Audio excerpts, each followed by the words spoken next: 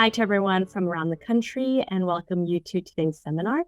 I'd like to take a moment first to acknowledge the traditional owners and their custodianship of the lands on which we meet today. And I pay our respects to their ancestors and their descendants who continue cultural and spiritual connections to country. We recognize their valuable contributions to Australian and global society. So now I would like to introduce Professor Bruce Western. Professor Western is a longtime friend of the Life Course Center, and we're excited to have him back here today. Bruce Western is the Bryce Professor of Sociology and Sociology and Social Justice and Director of the Justice Lab at Columbia University. He studies poverty and socioeconomic inequality with a focus on the U.S. criminal justice system. And his current projects include a randomized experiment assessing the effects of criminal justice fines and fees on misdemeanor defendants in Oklahoma City, and a field study of solitary confinement in Pennsylvania state prisons. Professor Western is also the principal investigator of the Square One project that aims to reimagine the public policy response to violence under conditions of poverty and racial inequality. He's also the author of Punishment and Inequality in America and Homeward, Life in the Year After Prison. He's co-chaired the NASEM consensus panel studies of COVID-19 in U.S. prisons and reducing racial inequality in the criminal justice system. And Professor Western is also an elected member of the National Academies of Sciences, Engineering, and Medicine. So a warm welcome to Professor Bruce Western. Thanks so much, Rennie, and I'm very grateful to Rennie and Janine and the UQ Life Course Center for hosting me. I too acknowledge the traditional owners and their custodianship of the lands on which we meet today and pay my respects to their ancestors and their descendants. What I thought I would do today, and it's a real pleasure to be talking to an Australian audience. What I thought I would do today is talk about a National Academy of Sciences report that I've been working on over the last 2 years that's been focused on reducing racial inequality in the criminal justice system in the United States. And I thought I could tell you a bit about the report, tell you a bit about the National Academy's consensus report process, which I think might be interesting because it's one way in which research can come to have an influence on the policy process. I won't get too deep into the report itself. It's online, and I'll put the link in the chat. It is a hugely long and detailed document, but I'll give you the sort of 30,000-foot version. And I thought I'd briefly also try and pull out a few of the life course threads within this report, and because I think the life course perspective was very influential for our thinking. The title of our report is called Reducing Racial Inequality in Crime and Justice, Science, Practice, and Policy. And the National Academies is the peak scientific body in the United States, and there's a large group of social scientists within the National Academies, and they have a whole variety of activities in which they try and report out scientific work in different research domains. This report that I'm going to talk about today is a consensus study report. And a consensus study report is the most comprehensive and detailed format for reporting on research within the National Academies. And so with a consensus study report, a charge is provided by somebody. It might be Congress. It might be might be state governments. It could be funders, stakeholders of different kinds. Provide a charge and go to national academies and ask them to convene a process to report on the science in the area. In the consensus study, you get together a group of 15 or 20 people who generally meet for a period of about a year. We actually met for 2 years in the production of this report because of COVID, and were significantly delayed in our work because of COVID. We never met in person as a group. So this group of people met for 2 years. We draft a report, and on the basis of the research evidence, we provide recommendations. The committee that I was co-chairing for the production of this report consists of a very diverse group of people. We had social scientists, historians, legal scholars. We also had practitioners. We had a federal judge. We had people from the advocacy community. We had people from the defense bar, former prosecutors, and we also had formerly incarcerated people with direct experience of the criminal justice system. And so we met for a period of 2 years and together drafted this report that I'm going to talk about. And we're supported by a staff from the National Academies. Now, our study director, who was terrific, was a person called Yami Noguchi. So what was the charge to our committee? It consisted of 3 main tasks. First, we were asked to explore the research on the social origins of both racial inequalities in crime and of criminal justice involvement. So police contact, racial inequalities in incarceration, and so on. And then under this part of the charge that was focused on the social origins of racial inequalities in crime and incarceration, we're asked, how effective is policy that's designed to reduce those inequalities? How effective is it at reducing inequalities in crime and criminal justice contact? The second part of our charge asked us, what is it about how the criminal justice system itself operates that contributes to racial inequality, particularly in system contact? And then what sorts of reforms does the research indicate are effective at reducing racial inequality?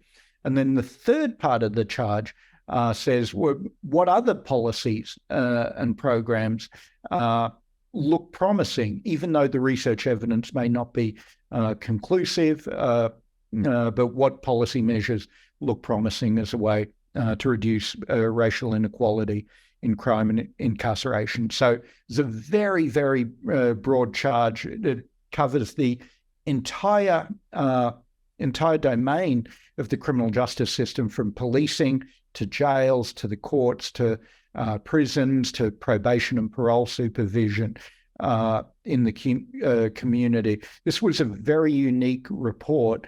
Race has been an important theme in many National Academies reports on the criminal justice system, but this was the very first report that took up the topic of racial inequality as its central focus. So I'm going to talk in a little bit of detail about the findings and policy recommendations that grew out of the report. But let me give you the headlines up front. And the report's divided into two sections. The first part looks at the research on racial inequality, social drivers of inequality in crime and criminal justice contact, and then the system drivers of racial inequality, particularly in system contact. So first main finding, inequalities in crime are rooted in long-standing historic patterns of segregation and neighborhood poverty. And our historic account begins with slavery and settler colonialism that displaced Native American communities, and then we trace that story through Jim Crow and the emergence of contemporary patterns of residential segregation, highly concentrated poverty. These are the communities that are experiencing the highest rates, particularly of serious violence and notably homicide and gun violence. Second main empirical finding is that the inequalities that we see in things like police contact and incarceration are embedded in this pattern of socioeconomic inequality. And racial inequality tends to grow through stages of the system. So you can think of the criminal justice system as a succession of stages that begin with initial police contact, that may escalate to an arrest, that may escalate to a court appearance and jail detention. And jail detention in the US setting means being detained before your case is disposed of. And then on to sentencing if you're convicted, and then racial inequality in imprisonment if you're sentenced to prison. So there's research on each of the stages, and racial inequality tends to grow as people move through successively more serious stages of criminal justice involvement. So they're the two big empirical findings, and I'll say a bit more about the details of those. And then policy recommendations. The three headlines are, because of the sequential character of racial inequality in the system, significantly reducing racial inequality involves a coordinated approach across agencies and across jurisdictions. And in the view of the committee, we think this means that there is a central policy role for central executives. And in the US setting, that means mayor's offices, governor's offices at the level of states, and the White House, the presidency at the national level. And so in order to reduce racial inequality significantly, you need strong political leadership that can drive change across the thousands and thousands of criminal justice agencies that exist in the United States. Second big policy recommendation is criminal justice reform by itself won't be enough. The social inequalities in which the system is embedded also have to play an important role. And this means social policy and anti-poverty policy chiefly. And then thirdly, we dig into a fairly new research literature that looks at the contributions of community investment into public safety and community capacity. So two of our big recommendations are really directed outside of the criminal justice system itself. So let me quickly get through some of the material in the report. I'm going to skip over some of this so we can move fairly quickly to Q&A. And I want to tell you about a little bit about the rollout of the report that we've been doing over the last few months as well. So let me tell you a bit about what racial inequality in crime and the criminal justice system looks like. So the report looks in detail at race differences in criminal offending and criminal victimization. Throughout the report, we try and consider, as best as the data will allow, racial inequalities, thinking about the experience of Black Americans, the Latino community, and Native Americans. That's mostly where our attention is focused, when we think about disparity. In the slides, in this slide, this is looking at one of the most vivid markers of racial differences in crime, and this is just describing Black-white differences, in this case in homicide victimization. And so the homicide rate in the United States at the moment is about around 6 per 100,000. And I looked up the Australian rate for this talk, and the Australian homicide rate, I think for the most recent year that I could find, is about 1.4 per 100,000. So about 4 times higher in the US. There were, I think, 370 murders in 20 or 21. In Australia, there were 22,000 murders in the United States in 21. So this time series shows homicide victimization rates for men and for Black and white men separately. And you can see that the victimization rate is significantly higher in the US. It's significantly higher for Black men than white men, and homicides and gun violence in general. And about 80% of homicides are by firearms in the United States. In the COVID period in 2020, homicides jumped up very significantly. From the point of view of the life course, the acute of victimization by serious violence is extremely high for young Black men aged 15 to 24. And in fact, homicide's the leading cause of death for young Black men 15 to 24.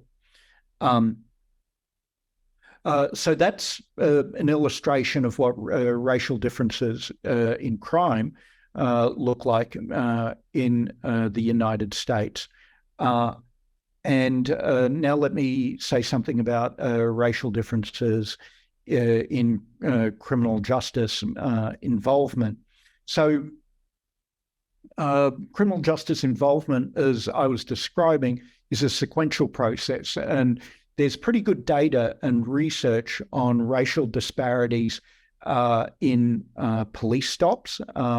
Black Americans are more likely to be stopped. If they're stopped, they're more likely to be searched, and they're more likely to have force and lethal force used on them by police than other racial groups. There are significant racial differences in arrests, which can follow a police stop. They're more likely to be detained pre-trial, so more likely to be incarcerated in jail, and Black Americans are more likely to be sentenced to prison. And so historically, meaning through the 80s and 90s, the incarceration rate was about 7 or 8 times higher for Black Americans than white Americans, though it's been declining since the late 1990s, the racial disparity. Here's some data on incarceration. And so you see this incredible increase in incarceration in the United States from the early 1970s to about 2008. And there's been a very substantial decline in incarceration over about the last 15 years since 2008. And there was a big decarceration during the COVID period. Disparity has also declined as the system has shrunk. Racial disparity shrunk from about 8 to 1 to about 4 to 1. So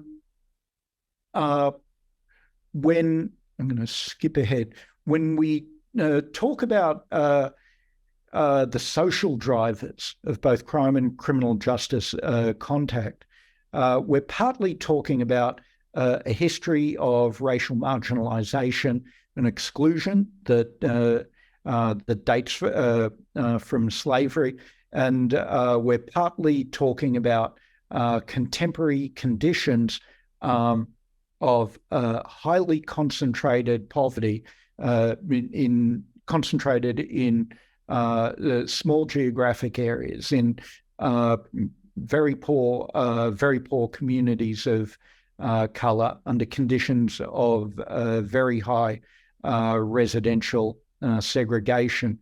One implication of this is that the experience of poverty for Black Americans is very different from the experience of poverty from white Americans. It means that middle-income Americans are much more likely to be living in poor communities, very poor communities, than middle-income whites. And in fact, middle-income African Americans are more likely to be living in mostly poor communities than poor white Americans, because poverty is not so spatially concentrated. The spatial concentration of poverty creates a set of social conditions that are ripe with the possibility of victimization and serious crime. And there's a large research literature there that the committee dug into and reported on. So we look a lot at patterns of segregation and patterns of home ownership, differences in wealth, and the research that relates these conditions to high levels of crime. We then turned our attention to the criminal justice system causes of racial inequality, and that research shows this sequential accumulation of increasing inequality across stages of the system. Okay, now, so that's the first part of the report, and I've very briefly summarized a very detailed look at quite a vast research literature. Now, the second part of the report is about recommendations. On the basis of the research evidence, how do we reduce racial inequality in the criminal justice system? As a starting point for developing recommendations, our committee began with 4 four main principles. These are normative principles that are current in the policy community, and they often influence proposals for recommendations, and we thought it was valuable to make these explicit in the report. The four principles that guided the development of the recommendations was the importance of reckoning and reconciliation. That means acknowledging contemporary inequalities being rooted in historic harms. The second principle was the importance of broad participation in the policy process, and the accountability and transparency of criminal justice agencies. And this is a very hot issue in the policy conversation right now in the United States around policing. The importance of community voice in the policy process, and historically, the communities that were most deeply affected by very punitive criminal justice policy were often quite marginal in the development of those policies.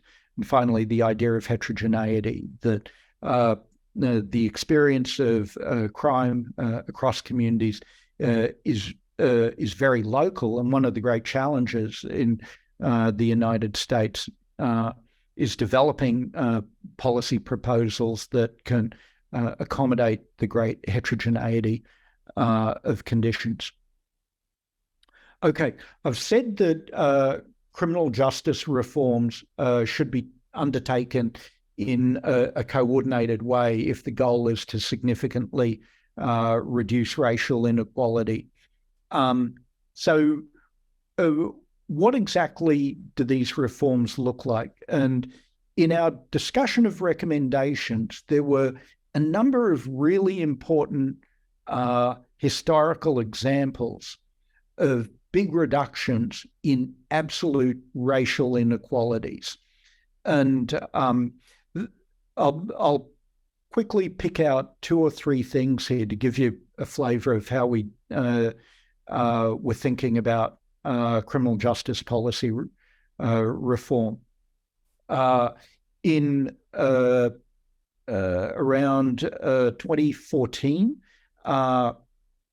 the California prison system, which was the largest prison system in the country, was reduced by a third by court order. A federal court decided that the conditions inside the prison were so poor because of prison overcrowding that the system had to be reduced by one third. So this was a court-ordered decarceration that resulted in about 40 or 50,000 people being released back into the community, so the California prison system could meet the constitutional standard that prohibits cruel and unusual punishment.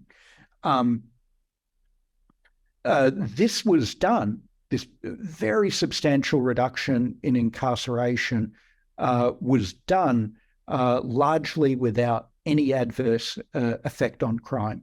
So this provides an important empirical example of how racial disparity, absolute disparity, can be reduced, because the benefits of the decarceration mostly affected communities of color.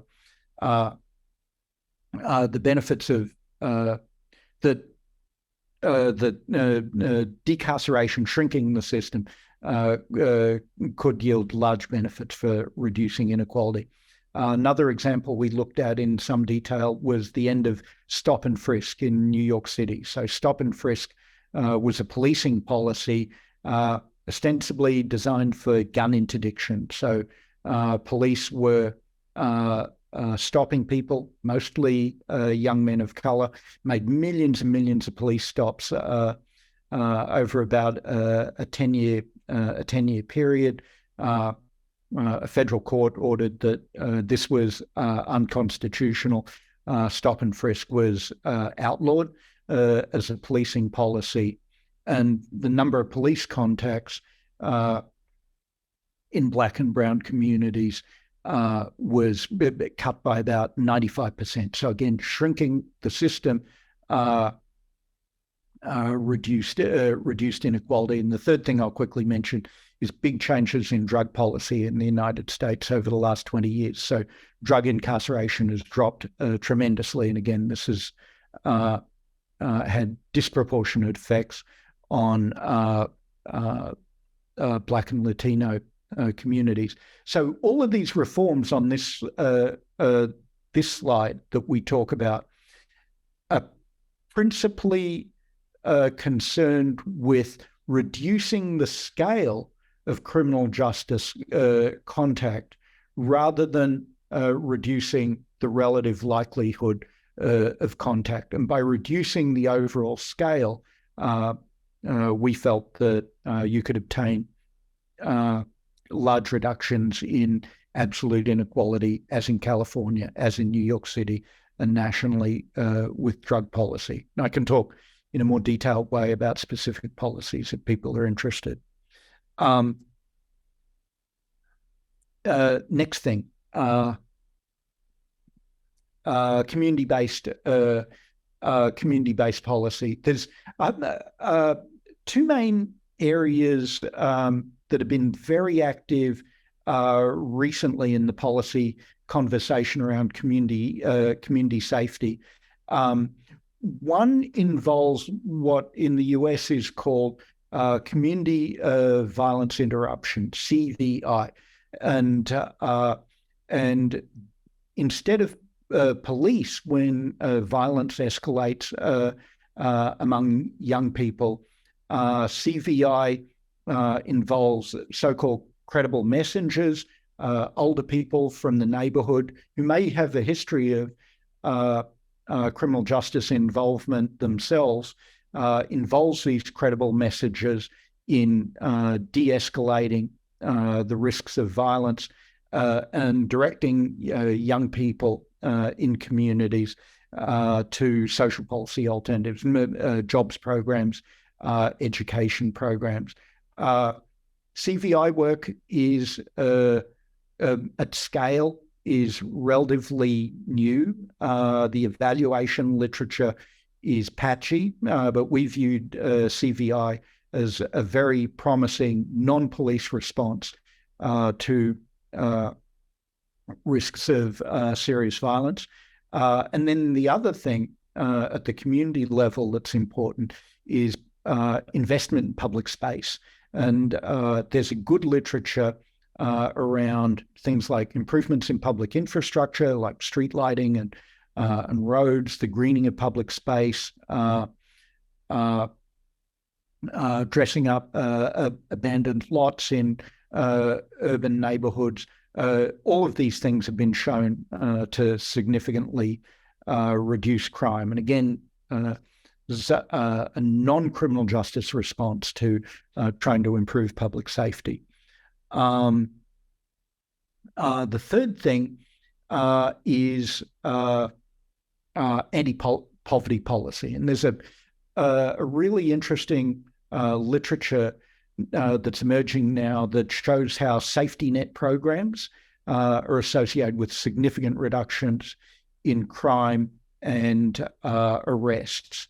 And it's a pretty diverse literature, but things like Medicaid expansion. So Medicaid is the health coverage program for poor Americans, and this was expanded under the Obama administration.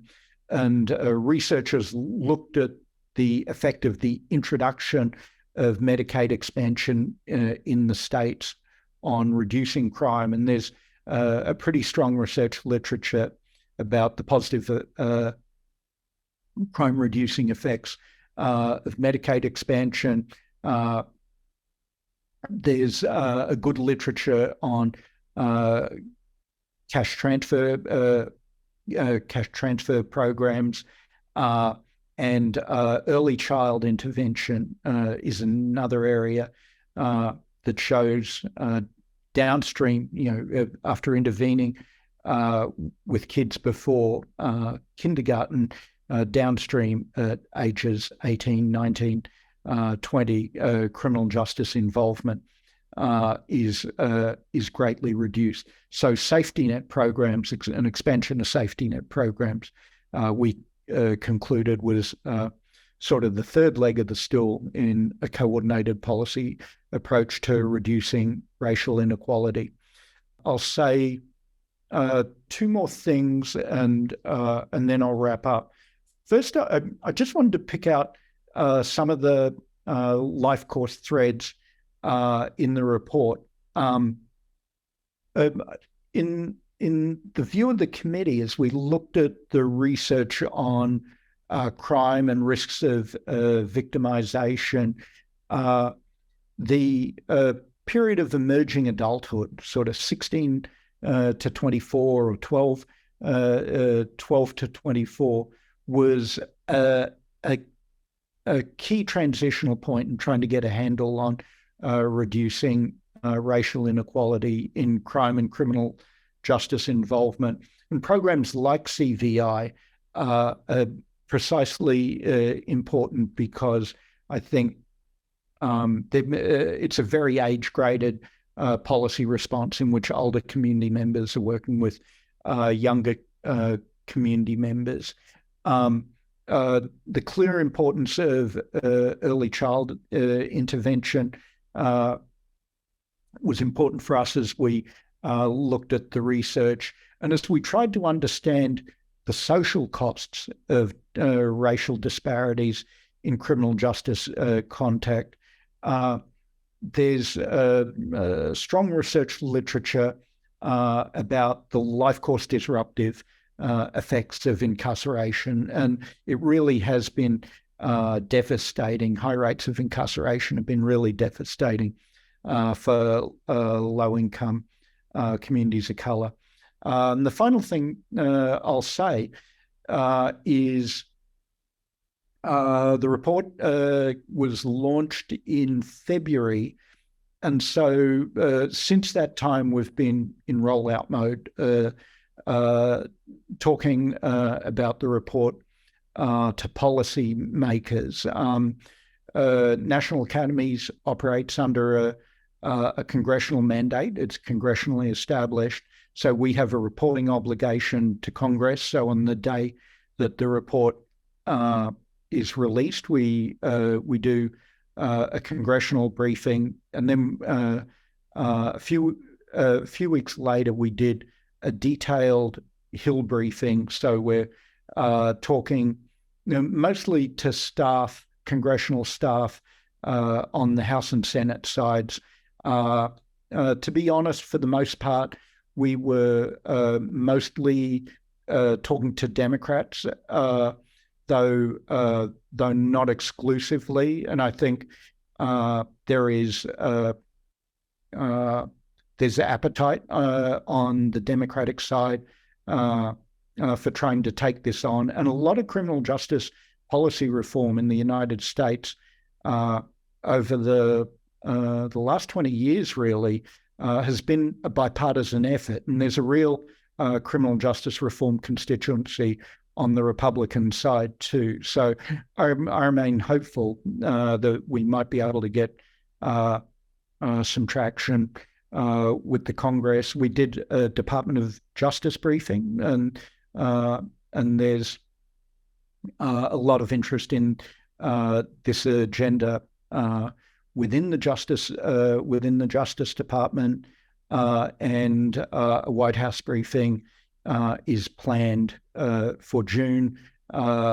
We will get out in localities. Most criminal justice policy is made at the state and local levels, and we'll also be rolling this out to local jurisdictions over the coming year as well.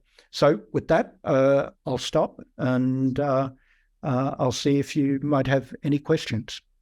So thanks Bruce, for the talk. I have a question actually about the spike in crime during COVID and in homicides in the US. And so obviously a lot of weird stuff going on at this period, but it included a period of de-incarceration and expansion of like cash welfare payments, right, to a really wide group of people. And so I guess I'm wondering if we know enough to make sense of that rise in homicides, and like wondering, was that trend repeated elsewhere across the world? And is there any thought that that could be a longer term phenomenon, or was it just kind of the crisis and the trauma of that kind of crazy period, and kind of how that relates to the interventions that you've been talking about? Yeah, that's a great question. And it was, while we were meeting, this was sort of looming very large for us because the homicide spike, I think, was the largest year-on-year increase in homicides that has ever been observed. And I think as best we understand it, and I don't think there's a good explanation yet for the increase in homicides. It was almost entirely confined within Black communities.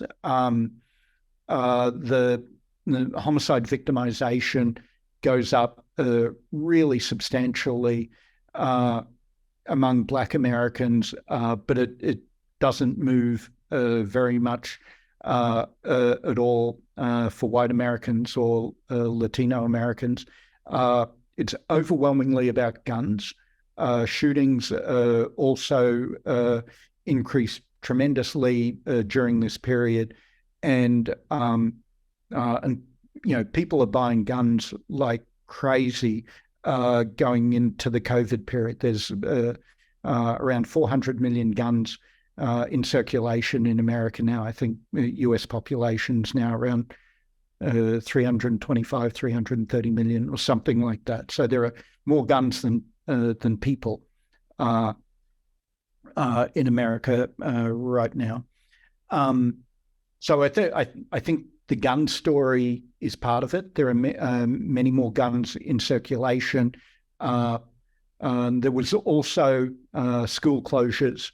And so, the kinds of institutions that help create order and routine for young people, that's kind of collapsed during the COVID period.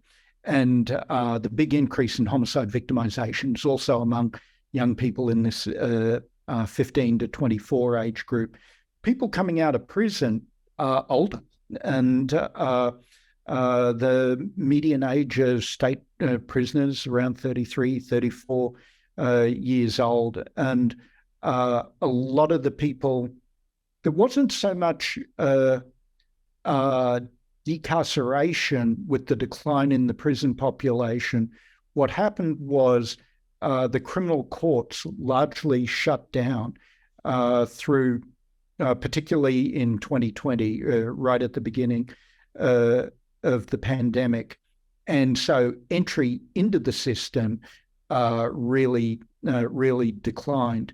There was a lot of criminal justice reform and bail reform and things like this, and we looked hard at the evidence linking bail reform in particular to increases in crime, and there isn't strong evidence that was going on. So, piecing all of these things together, I think the really extraordinary social conditions of COVID, the escalation in gun ownership and COVID restrictions, school shutdowns, things like that, all came together to create this homicide spike. In 21, the year after the onset of of the pandemic, homicides rose only by a little. So it's and many of the conditions that we might point to, like bail reform and prison decarceration and so on, continued into 21. So it seems that they're unlikely to be driving the homicide spike. And I think, the whole sort of social structure of the supervision of young men and teens, I think really kind of collapsed over the COVID period, and this was really devastating for poor communities where most of the homicides were concentrated. I was interested in your point, Bruce, about the emerging adulthood as the key kind of life course stage, and I just wondered if you kind of expand on that a bit, and given that's what you find, what reforms would you, which of the reforms really target that life course stage? What are you thinking? Is there something in schools or something around parents, or, what's the kind of, the solution then, if that is really a key stage? Yeah. It's, I mean, if you look at the age crime curve, when are people most actively involved in crime and violence and other antisocial behaviour over the life course? From a criminological perspective, this is sort of really happening at 15, 16, 17, and we also see similar patterns reflected roughly in homicide victimization as well. It's a little bit older, but it's certainly similar. And so many of the young people who wind up going to jail and then going to prison have often experienced sort of early high school dropout, expulsion, and I think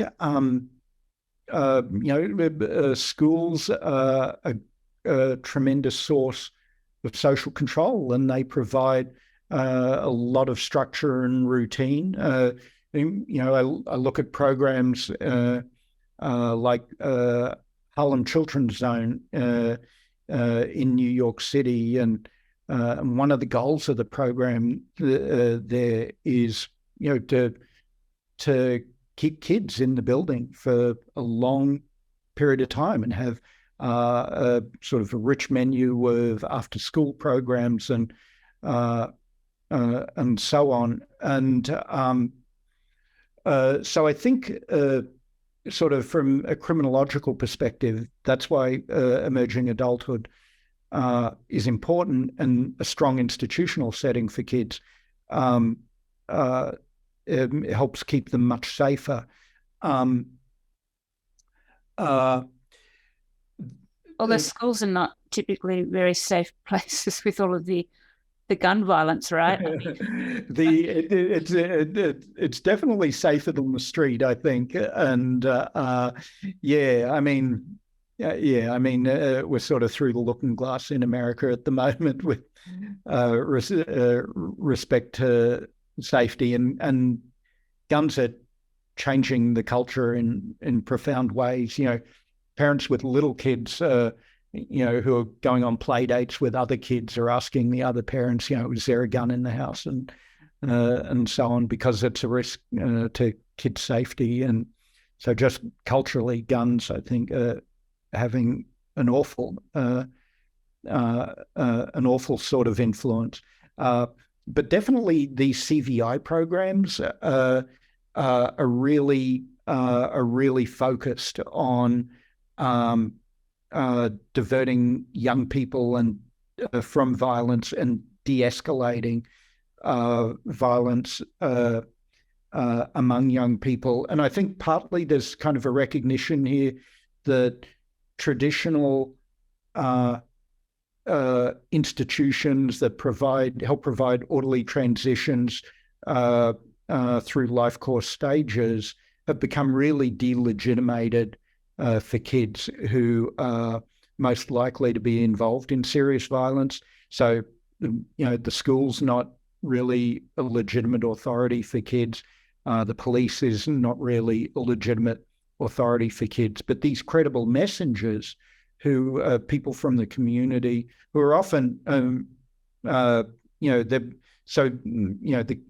kids are often very much involved in gangs, and the credible messengers are often older people in their 40s and so on who were in gangs themselves when they were younger. So they're known and have some authority with kids who are likely to become involved in serious violence. I guess another programmatic thing that's talked about is cognitive behavioral therapy that for young people. There's a famous program called Becoming a Man that Jens Ludwig at University of Chicago did a bunch of work on.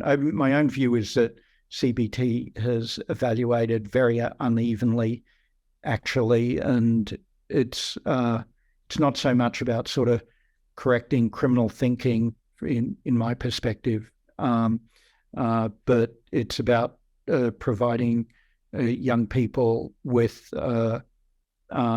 informal social control that can help provide order and regularity in daily life. I only got a couple of minutes, but I guess I just wondered what kind of parallels we could draw for the Australian context in terms of, reducing Indigenous disparities in incarceration and criminal justice context. Yeah, it's super interesting. I mean, I would guess that the people on this call are much more knowledgeable about this than I am.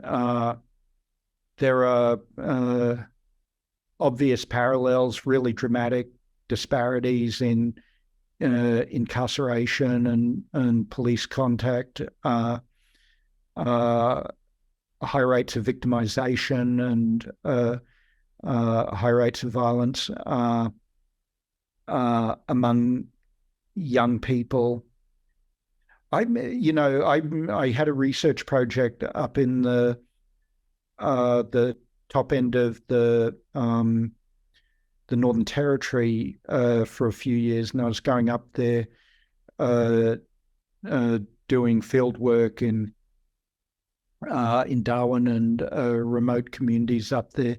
To me, and I was coming in as an outsider, I don't have a deep understanding of those communities, but it honestly struck me as a much harder problem than criminal justice policy reform in the United States. I think there's been really effective reform in the US that's made a big difference, like changes in drug policy, for example. I don't know. I mean, I'd be interested to hear if people had ideas about promising policy shifts that could really help reduce both crime and criminal justice contact in Indigenous communities in Australia. I've struggled with that one. I don't have a good answer. Thanks again to Bruce and everyone for attending. Thanks, Bruce. That was a great seminar and great discussion.